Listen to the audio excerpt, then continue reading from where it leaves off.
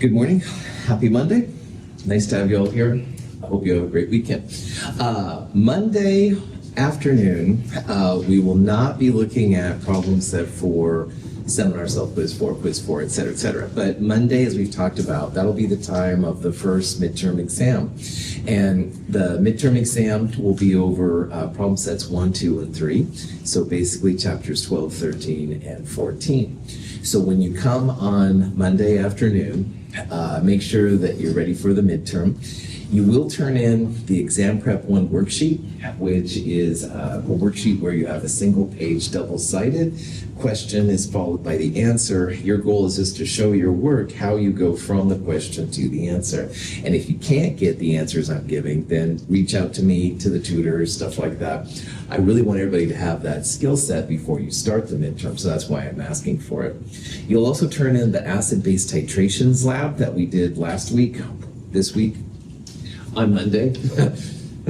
Anyway, whatever, the lab we did this week that you'll be due next Monday afternoon.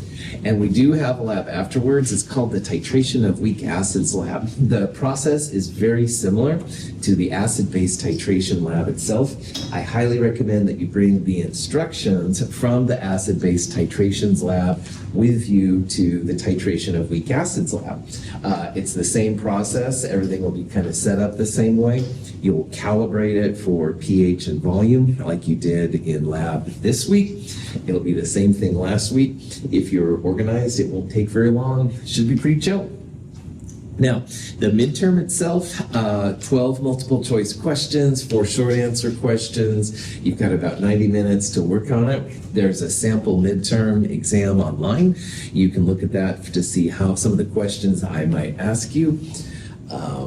Anyway, and then when I see you the next time, which will probably be a week from this upcoming Monday, I'll return the midterm to you with a summary guide, kind of saying how you're doing in the class as of this moment, stuff like that.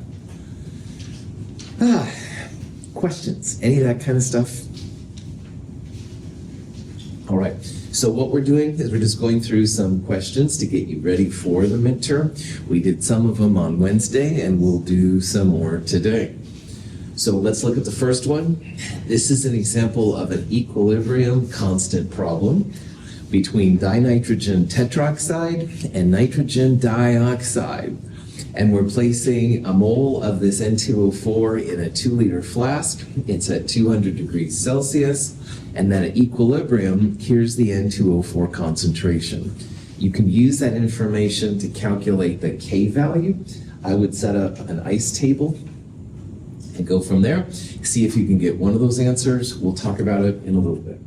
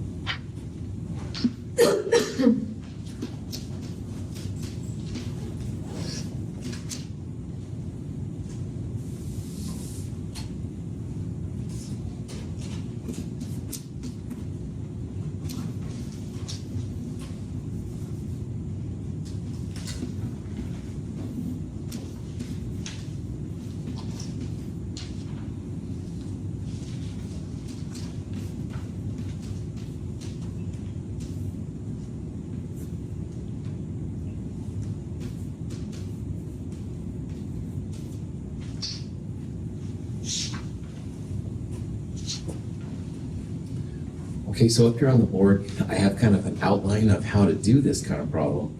One thing just to realize is that this is an ice table problem, and ice tables always have initial change and equilibrium as part of the ice. Another thing to remember is that in an ice table, you're always supposed to use moles over liters. So the first thing you want to do is take the moles of N2O4 and divide by 2 liters to find the molarity. I think that number is like 0.0050 moles per liter. So that'll be the initial amount of N2O4, and we don't have any NO2. And remember that at equilibrium, you have to have positive values for all the concentrations. So if we don't have anything for NO2, this must go up, while N2O4 must go down. And the stoichiometry of this is 1 to 2. So here you'd have like minus X for N2O4. It's going to go down by X, and then this would increase by 2X. But the other piece of information we have here is we have the equilibrium concentration of N2O4, 0.0038. So the first thing you got to do is find out what the heck X is. So if initially it's 0.0050 molar, this number minus X equals this number. So it's basically, X is basically this minus this, whatever that number is. You need that for the NO2 because NO2 is going to be 2 times that number. And then finally, in the equilibrium constant itself, 2 times whatever X is, quantity squared, will be the numerator. And in the denominator, you'll use just 0.0038. But if you did all of that, and you got 1.5 times 10 to the minus 3, fantastic. So you can see this is a fancier version than what I wrote up here. X comes out to be 0.0012. You want twice that number and square it in the numerator when you calculate K. The equilibrium constant for N2, or value of N2O4 is given. Plug and chug. Use moles per liter with ice tables. Any questions? Reactant favored K or product favored K?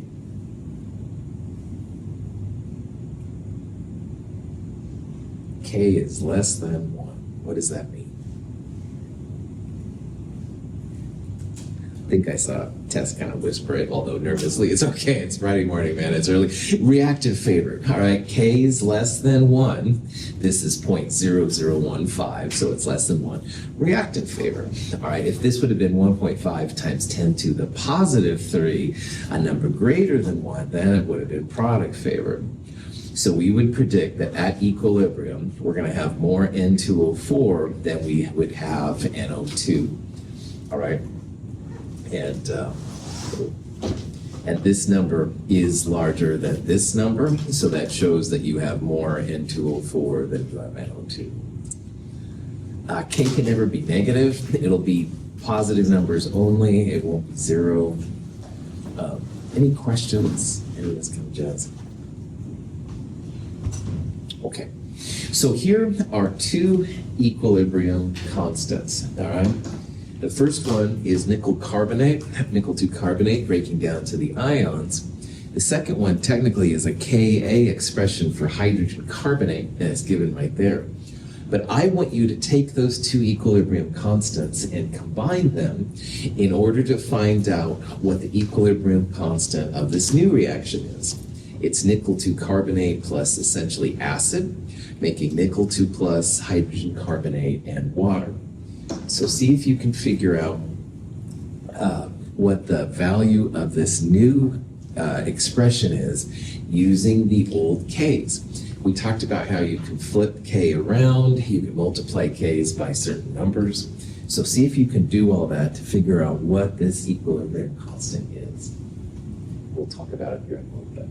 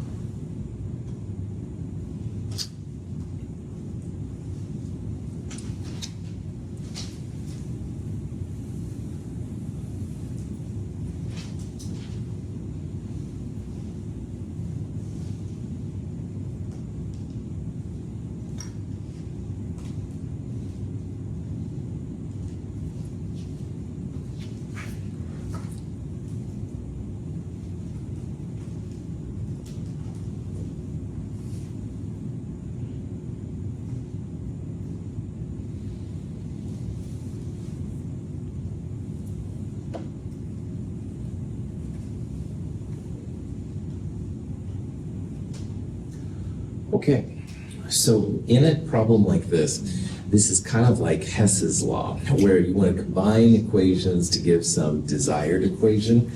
And if you don't know, like in Hess's law, the delta H is, you can find the delta H. Well, here we're doing it, but with equilibrium constants.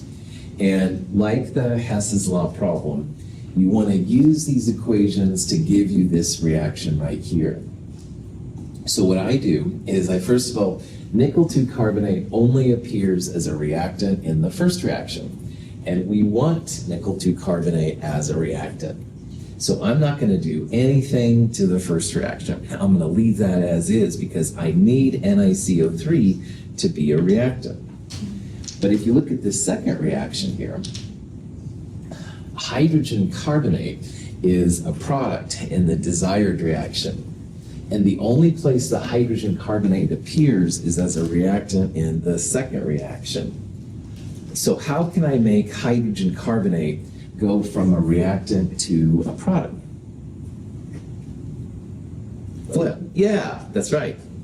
Tess is right. You're going to flip the reactants and products. Good. I'm going to put Tess on the line here, I guess, but no. Yeah, seriously, just right on. Flip it, all right? And that's absolutely legit with all these kind of things. So what I would do is I would literally rewrite this, all right? You're going to have carbonate and hydronium, and they're going to be in equilibrium with hydrogen carbonate and water. Now, if you flip a reaction, what happens to K? Becomes negative? Yeah, doesn't become negative. K's are never negative, but I think I saw Jaden do it this time. Yeah, you take the inverse of the K. So, other Jaden, not this Jaden, sorry, man. Yeah, so K will never be a negative number, but you can go 1 over the old K to get the new K. So this reaction, when you flip it, we're going to take 1 over 4.8 times 10 to the minus 11. You don't even have to calculate it quite yet. Just know that that's what you're going to do. So I'm going to cross this out because we don't want this reaction anymore. Now, if we've done this right, when you combine the first and the flip second one, we should end up with the desired reaction down below. So if you look at this long enough, nickel 2 carbonate is a reactant, and that's what we want. Nickel 2 plus is a product, and that's what we want. But carbonate, the product here, and carbonate, the reactant here, they're going to cancel out. That's good. We don't have any carbonate in our reaction. Now, hydronium is going to be one of the reactants, and that's what we want. And both hydrogen carbonate and water are products, which is also what we want. So by flipping that second reaction and combining them, we're going to get everything that we need. So the K here is going to be 6.6 times 10 to the minus 9, original equation as is, and we're going to multiply it by 1 over 4.8 times 10 to the minus 11. You could also just divide by it, that would be fine too. And if you put this part here in your calculator, you should get answer C, 140. Now what's kind of cool about this is these are both very reactant K's less than 1. We're going to have a lot more reactants in both of these as is. But when you put those two equations together, you get a K which is greater than 1, which is product favored. And what this tells the chemists, nickel carbonate, nickel 2 carbonate reacts really well with acid, H3O plus, to make all these products. This is product favored. You're going to have this reaction definitely go to the right. So your nickel 2 carbonate will react with acid to make all these other products. So, cool. So you can see what we did. I always write both equations out as is. I then try and think about like which ones to leave alone and which ones to flip. You can then combine them together to get the desired K. Any questions?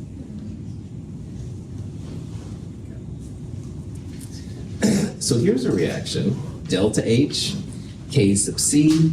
We've got this reaction right here, and the question is, if the temperature on the equilibrium is suddenly decreased, what is going to happen to K? Now, this may not look like it, but this is actually a type of Chatelier's principle question. So think about what a negative delta H means, and see if you can make an idea as to what's going to happen to K when you decrease the temperature. So we'll talk about this here in a little bit.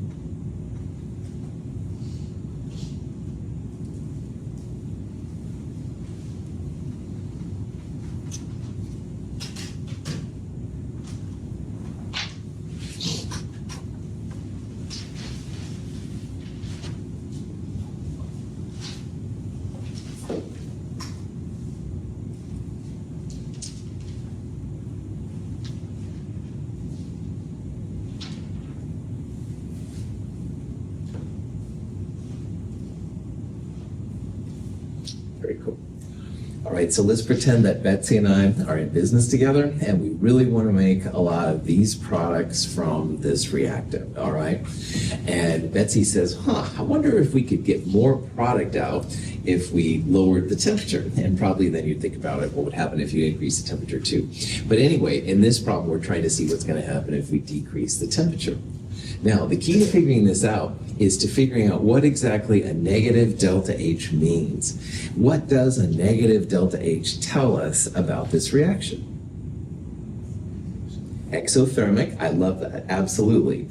So if it's exothermic, can we write heat as a reactant or as a product? Yeah, a product. Product, that's right. So let's put in heat as a reactant. So negative delta H means exothermic, and exothermic means the heat's going to be given off. It's like a product. Now, if this would have been a positive delta H, it would have been endothermic. We would have written heat as a reactant. But for this one here, it makes sense to write it as a heat. So if Betsy and I start cooling the reaction down, all right, it was at 300, now it's at 200 Celsius or something like that. That's like taking away the heat from the reaction.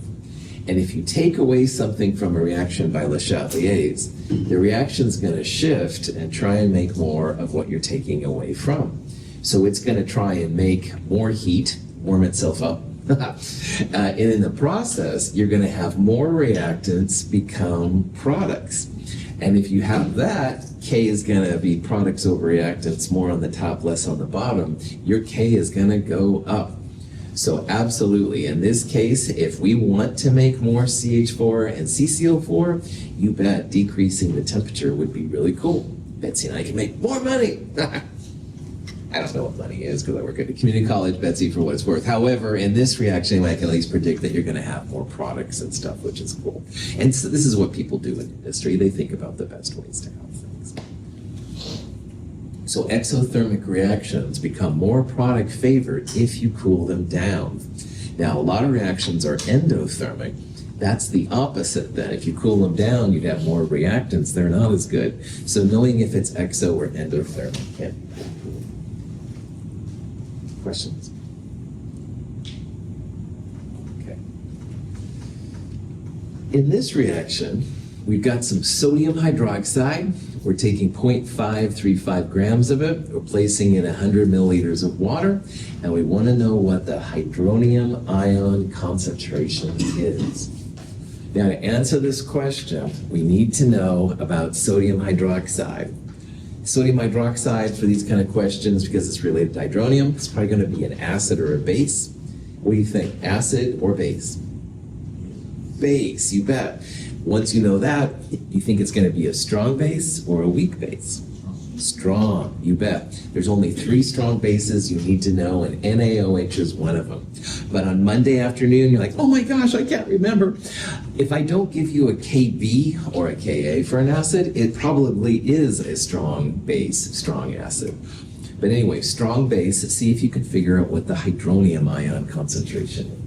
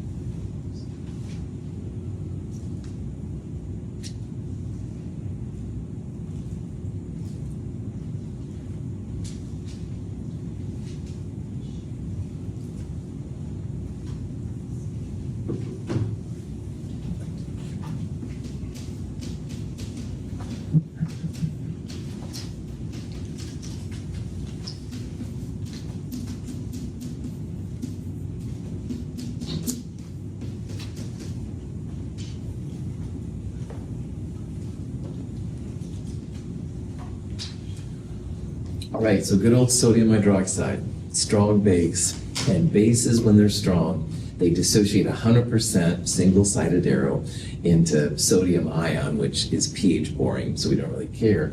But it also gives hydroxide. So initially, when you take the grams of NaOH and you divide by the liters of water, you're going to get the molarity, the moles per liter of hydroxide. But it's not hydronium, all right? So to figure out hydronium, Kw is 10 to the minus 14, and that equals hydronium times hydroxide. So the hydronium then would be 10 to the minus 14th divided by, excuse me, the hydroxide concentration. If you go all through that, it should give you a really small amount of hydronium because this is a base. It's a strong base, all right? You're gonna have a lot of hydroxide running around. So the hydronium is just freaking small, which makes sense. You're adding a whole bunch of hydroxide, so the hydronium is gonna be really small. Remember, hydronium times hydroxide always equals Kw, and we're assuming we're at room temperature. One goes up, the other one goes down. Lots of hydroxide, not a lot of hydronium. So, questions? Cool. So here is a question also related to equilibrium, but also just think about what the values of K can actually mean. Now in this problem, we have a weak acid and a weak base. And the weak acid creates a conjugate base, which is also weak. And the weak base creates a conjugate acid, which is also weak. So here's the Ka, here's the Ka for the other one. Where does the equilibrium lie? Will it be more on the HCN side, or will it be more on the Cn minus side? And remember that most of the time in chemistry, the strong dominates the weak, all right? So think about what strong means in terms of K. We'll talk about it here in a little bit.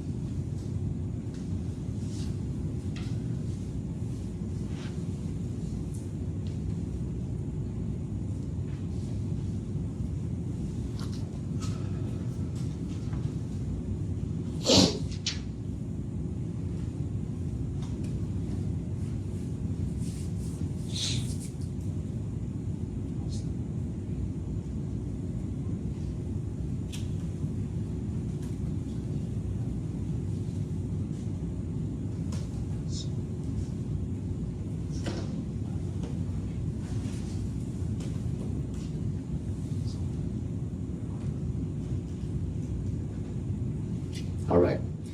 When you look at these numbers, 10 to the minus 10 and 10 to the minus 7, they're both really small, all right? But which one of those numbers is bigger? 10 to the minus 7, all right? There's fewer zeros. If you go over, then there would be 10 to the minus 10. So this is a bigger Ka. And in all Ka expressions, you create hydronium. So when chemists think about the strengths of acids, larger Ka means more hydronium. So larger Ka is a stronger acid than a smaller Ka, which creates less hydronium. So when I said earlier that it's about the strength, this is actually a stronger acid than this is. Now I call this a strong, weak acid. Well, this is a weak, weak acid, which is really stupid, I know, but that's kind of how I think about it. And the stronger will push towards the weaker one, all right? So in this case, if this is a stronger acid, it's going to push more hydronium to the left than the weaker weak acid pushes to the right. So this reaction should be on the left. So the punchline of this problem, all right, is you can look at the Kas, and the bigger Ka will push to the weaker Ka. So the right in this version is going to push to the left. That's a great way to find it. Now, if you happen to have the bases, it's the same process, all right? You can use KBs. I only gave you KAs here, so you had to use those. But the stronger KB will push to the weaker KB too. Just look at the magnitudes, all right? Bigger pushes to the smaller. It's kind of caveman or something. Anyway, any questions on that? Okay. So Ka for HCN I gave earlier was 4 times 10 to the minus 10. When you have a Ka, it's a weak acid. So if we have a 0.1 molar HCN solution, what will be the hydronium?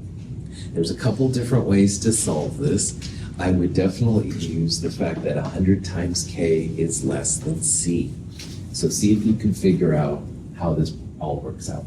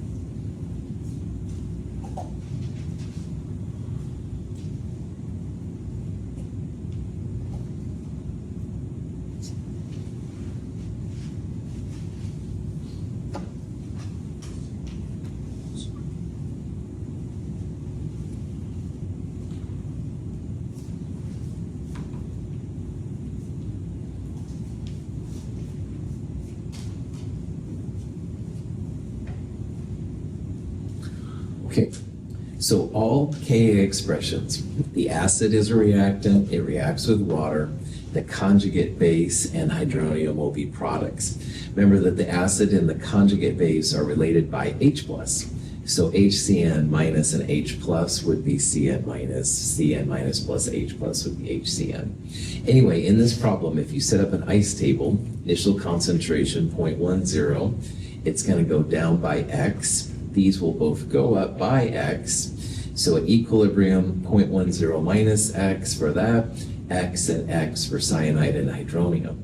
So when you consolidate all of this for your Ka, which is 4.0 times 10 to the minus 10th, you essentially have X squared on the top divided by 0.10 minus X. And this is a quadratic formula as written. If you've got the solve function, by all means do it. However, if 100 times K is less than C, i.e. 4.0 times 10 to the minus 10 times 100 would be 4.0 times 10 to the minus 8th. If that number is less than 0.1, and it definitely is, pull that minus X out. Don't mess with it, all right? You can definitely just get rid of the minus X. And that makes this problem a lot easier. So 0.10 is the concentration. It's the concentration of the acid. So if you multiply both sides by Ca, you get Ka times Ca equals X times X, or X squared. And getting into X, you would just take the square root of Ka times Ca, and that's going to be your hydronium. So the square root of Ka, this number, times Ca, that number, is one way to get the answer, and that's fantastic. Now you could also use my expression for the pH of a weak acid. pH is minus log square root Ka times Ca. And you can solve for pH first and then go 10 to the power of minus pH. You'll get the same answer, all right? But that's the origin of the square root Ka times Ca. We're assuming that 100 times K is less than C, which it should be all the time for us. You can ignore that little minus X. You can get hydronium directly, which is kind of cool. Any questions on that? Here's a question that has some sodium carbonate, and you want to know the hydronium, the hydroxide, and the pH, and it gives you a Kb. Now, there is a fast way to solve this problem. You can go through the math. You can find the hydroxide concentration, square root Kb times Cb. Kw divided by hydroxide gives you hydronium, and the pH then minus log of hydronium. But let's screw that. It's Friday. Who wants to think too much, right? Kb, all right, is that an acid or a base? Base. B stands for base. What's the pH range of a base? 7 to 14. Outstanding, right? Yeah. So if you look at this, 5.61, no, those are going to be acids, all right? So automatically, we've kicked out A and D because their pHs aren't basic, all right? So it's going to be B or C. Well, if you look at these values, if you have a base, are you going to have more hydroxide running around or more hydronium running around? More hydroxide. So the value for hydroxide had better be bigger than hydronium. And if you look at these two, they're kind of like mirror images of each other. But 10 to the minus 3 is larger than 10 to the minus 12. That means in this one, we have more hydroxide than we have hydronium. We've got a basic pH. Heck yeah. The answer is B. I shouldn't have covered it up there. Sorry, that was kind of sloppy, instructor. But anyway, thinking about the numbers will sometimes help you through these problems, all right? And because we had a base, B, the pH has to be basic, not acidic. We also need to have a bigger hydroxide than we have hydronium, and that number is bigger than the other one. Now you can go through the math and stuff, and that's great. That's nothing wrong with that. 14 plus log square root Kb times Cb is how I would figure out the pH. Once you have the pH, 10 to the minus pH will give you hydronium, And Kw divided by hydronium will give you hydroxide. And that's totally cool. But I also like it as a teaching example to say, hey, just think about the numbers, save yourself some time. Anyway, any questions? Okay. This last question we'll do today is a question of what a pKa means. And what I'd like you to do here is put these in order of increasing acid strength. But before you start thinking about it, let's pretend that these were all pH values, all right? Which one of those would be the most powerful acid, the most acidic, if they were pH? Yeah, chloroacidic. 2.98 is the most acidic, quote unquote, pH if these were acids, all right? So this one would have the most hydronium if it was pH because it's the smallest value. Well, remember, smallest and weakest acids are what's dominating. The increasing acid strength, we would want to have the smallest pH. Well, guess what? pKa is also related to pH. Smaller pKa means you're going to have a smaller pH, which is the most acidic. So think about this as you go through it. Think of these as pHs. And if you wanted increasing acid strength, you would start with the biggest number, because that would be the most basic pH, and work your way to the smaller number. So think about that for a second. We'll talk about it here in a little bit. Cool.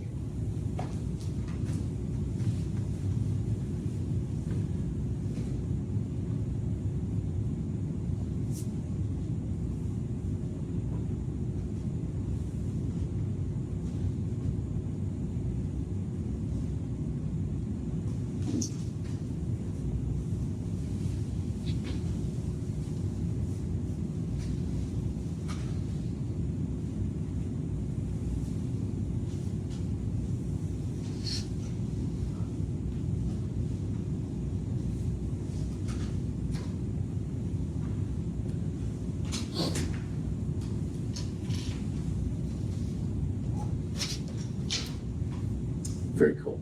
All right, I'm kind of running out of time, so sorry I'm not giving anybody much time. Anyway, again, if these were pH values, and I said list them from least acidic to most acidic, you would start with this one because this is the biggest number. That would have the least amount of acid. That would be followed by 4.6. That would be followed by 3.09, and the one with the most acid should be 2.98. And the nice thing about pH and pKa is that they are related. The smallest pKa will have the most acid. It would correspond to the smallest pH.